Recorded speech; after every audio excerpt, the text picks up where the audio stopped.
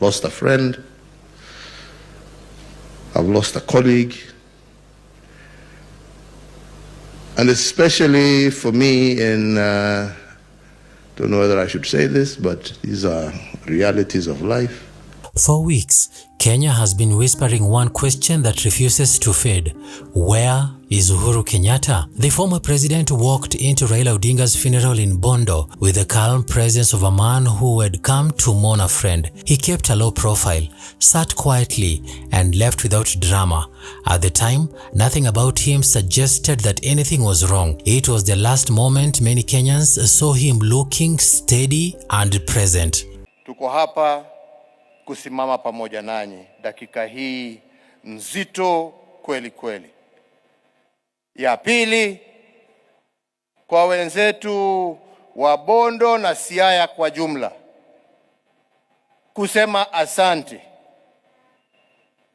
Mtoto wenu ambaye sasa amerudi nyumbani, back to the ancestors. Then came the Jubilee party meeting a few days later, a gathering that felt like a rare spark from a party that has been fighting for relevance. Uhuru showed up and surprised everyone by endorsing Fred Matiangi for 2027. He spoke with conviction. He promised to lead the party back to victory. Supporters cheered, critics growled, and analysts tried to decode what this meant for a political landscape already shaken by Raila'S death. It felt like a comeback. It felt like he was ready to fight again.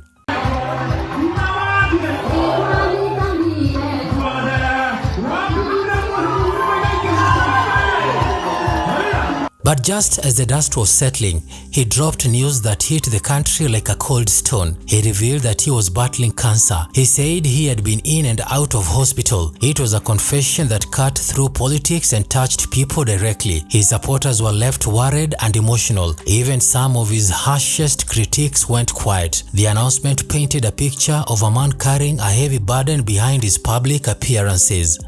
Lost a friend, I've lost a colleague, and especially for me don't know whether I should say this, but these are realities of life.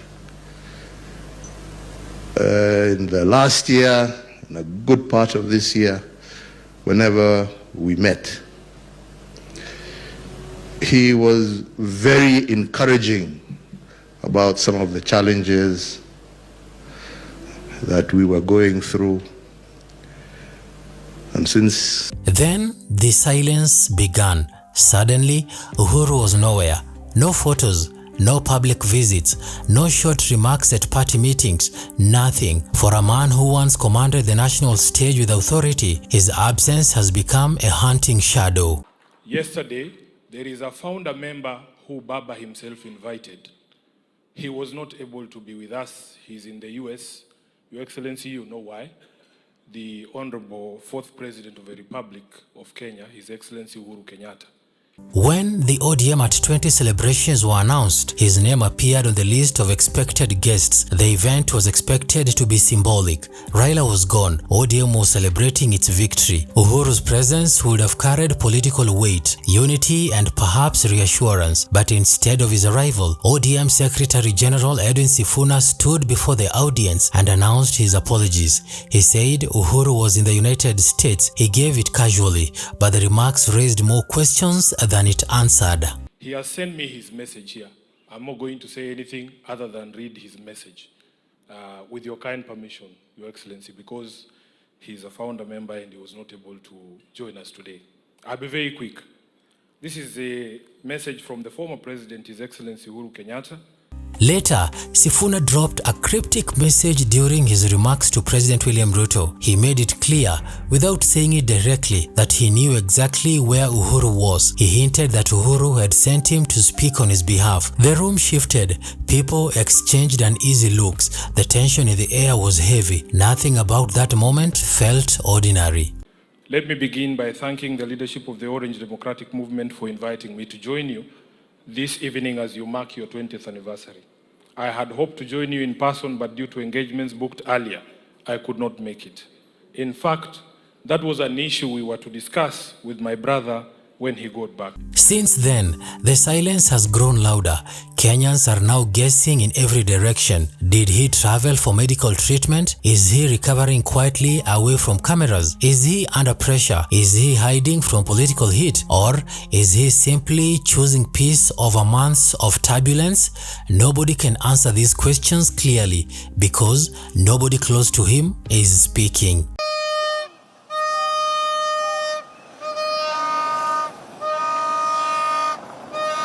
Kanzedena, the trusted spokesperson, has stayed completely silent. People expected her to step forward, calm the public, offer clarity, or at least share a short update. Instead, the silence from her side has only fed the fire. When people do not hear the truth, they create their own stories. And right now, the country has many.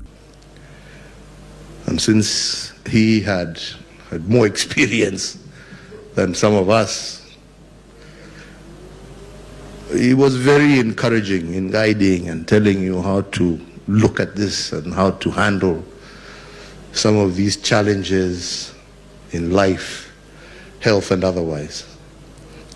And I'll miss that counsel and I'll appreciate everything. His disappearance has even stirred tension inside Jubilee. Some members whisper that they are stranded without direction. Others insist that he is fine and only taking time off. A few fear the worst but choose not to say it loud. Meanwhile, rival political camps are quietly watching, calculating how his silence might tilt the balance.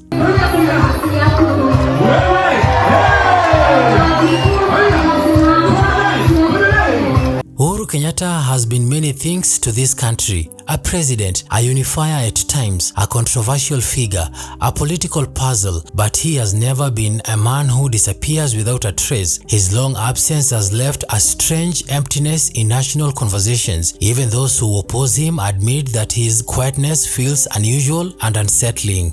The country has seen powerful people fade from the stage before, but rarely like this. Not so suddenly, not at a moment when politics is burning from every corner, not in a period when big decisions are shaping the country's next chapter. Whatever is happening behind closed doors is known only to a few. The rest of the country is left reading signs and picking clues from scattered hints. Some Kenyans are praying for him, others are speculating, and a small number are already preparing their own political narrative around his absence.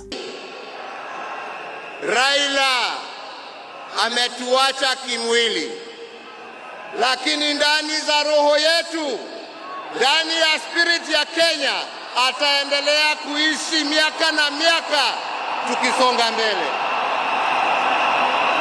But the truth is simple. Nobody knows what is really going on. Not yet. For now, Kenya can only wait. The country can only hope he is safe, that he is receiving care if he needs it, and that he will speak for himself soon. Silence has its limit. At some point, it breaks. Time will tell. Amolo Odinga. La mwisho ni kuombea ndugu yetu atembee safari ya amani. Mungu amuongoze kwa safari hii yake ya mwisho. We shall miss you, Jacob. We shall miss you. We shall miss you as a friend, a brother, and a leader of this nation. We shall miss your insights. We shall miss your thoughtfulness. We shall miss your wisdom. And we shall miss your laughter.